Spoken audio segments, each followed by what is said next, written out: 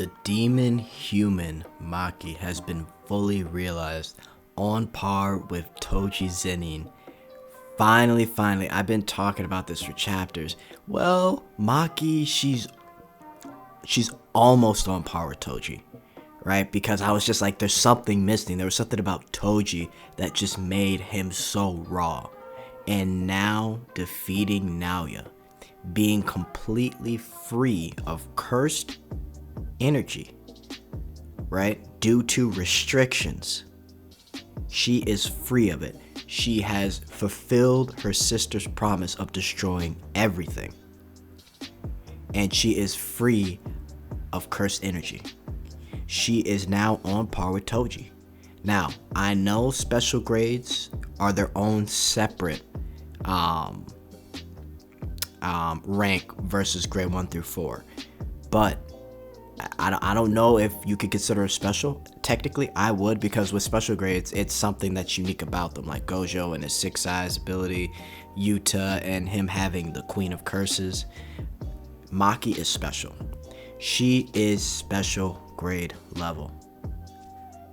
If I had to argue it, she's at least top 5. She might be even top 3 right now, as far as we know. She could beat Megumi. You know, if Megumi, wants to risk it all and use his final shadow, right? But in general, she's wiping the floor with Megumi. No, let me not do that. Let me not say that. She's beating Megumi. I'll say that much, right? And to be honest with you, some people have been complaining about how she's too powerful, bro. Like, here's how I look at it. She's free from cursed energy because of restrictions. So there's just things that aren't going to work on her. Like, okay, right? We get the domain expansion explanation, which honestly, Gege really covered his bases with this stuff. And it's so interesting to even think about here. But let's read it, right? Because Maki and Toji have no cursed energy, barrier techniques consider them in the same class as buildings or structures. Right? So technically, in a sense, inanimate objects.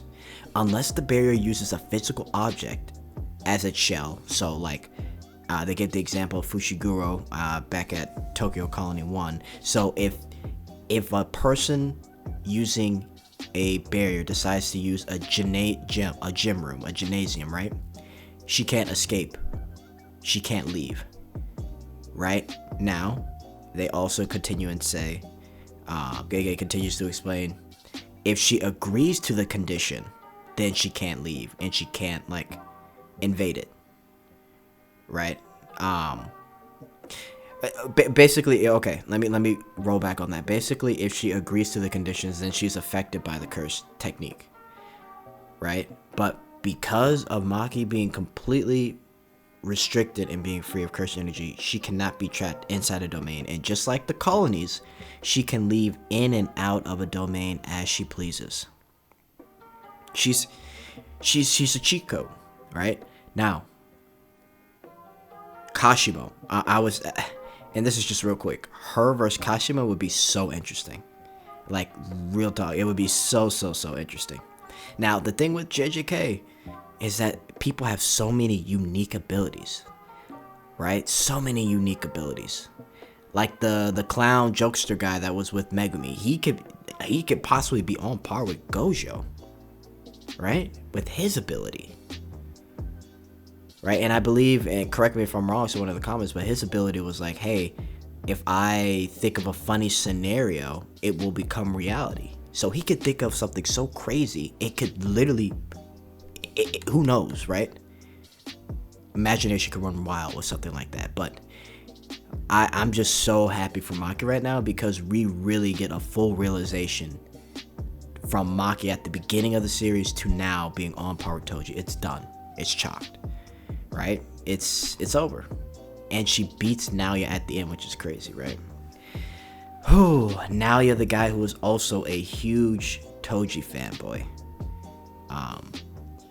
Even though he didn't have cursed energy and he would make fun of Maki for not having cursed energy, he could respect Toji because he could tell he was somebody not to mess with. And he knew that Toji was just a different breed. And he knew he was on par with people like Gojo, and he was. He killed Gojo until Gojo ascended to being the honored one, right? And unfortunately, it's nothing he could do about it. If he did not know he could do purple. It's just one of those things. Yeah, man, but let's just talk about the chapter real quick. I'm so glad for Maki, man. But basically, domain expansion gets activated by Naoya. So we see the samurai and the sumo guy, they both get tagged. Don't necessarily really care about them too much. Maybe if we get more on them towards down the line, maybe I will. But I feel like they're just going to be here for this instance. And after this, I feel like they're going to go their separate ways. We'll see. But they get tagged by Naoya. Now they try to move, but they start bleeding. They start falling down. Naoya explains that his technique is basically anyone he touches, they have to move like him or they'll freeze. So they have to mimic his movements or they're just done. So they literally have to stay perpetually frozen in place and try to mimic what Naoya does. But, you know, it was already kind of too late for them because they are consistently bleeding and stumbling on the ground, like literally about to die. Naoya, thinking how great his domain expansion is, which it is. It's a crazy domain expansion. He's looking for Maki. And he's like, look, like, stop messing me up. I'm thinking here, like, I'm trying to figure out what's going on. And we can even see that the samurai guy, he loses an arm. He loses both his arms. He loses both his arms trying to fight. And then we see Maki out of nowhere stab him in the back, right? And like I explained earlier, it's because she's got no cursed energy, that she can freely do what she wants. She can move in and out of that domain. And what's really interesting is Naoya, he's still alive, right? He turns to Maki, and I'm gonna get to Mai and Maki in a second. But he turns to Maki and it's like, oh, you're about to die now. You should have killed me when you had the chance. He gets attacked by his own domain expansion because his domain sure hit effect could not recognize Maki's Zenin because she had no cursed energy. Crazy. And you just see Maki like staring down at him. Crazy. He killed himself, essentially. And then the barrier cracks. Unbelievable. But let's get back to Maki and Mai, right? So, when he stabs him, or when Maki stabs him, they shake hands. And she's like, she wanted to show Maki. Oh, actually, hang on.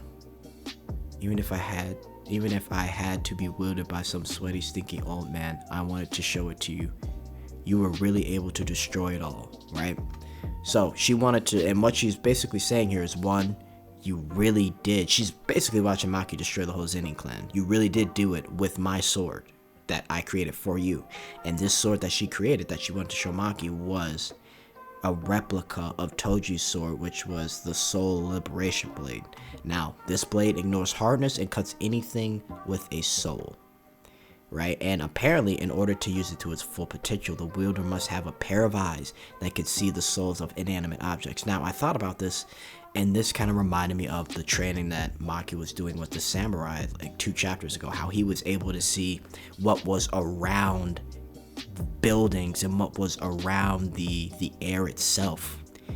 And Maki kind of picked up on the movement of the wind and like basically the patterns of things that were around objects, and was able to finally see cursed, like a cursed womb. This cursed womb, which was Toji, or excuse me, not Toji, Naoya, she was finally able to see using what the samurai guy was talking about.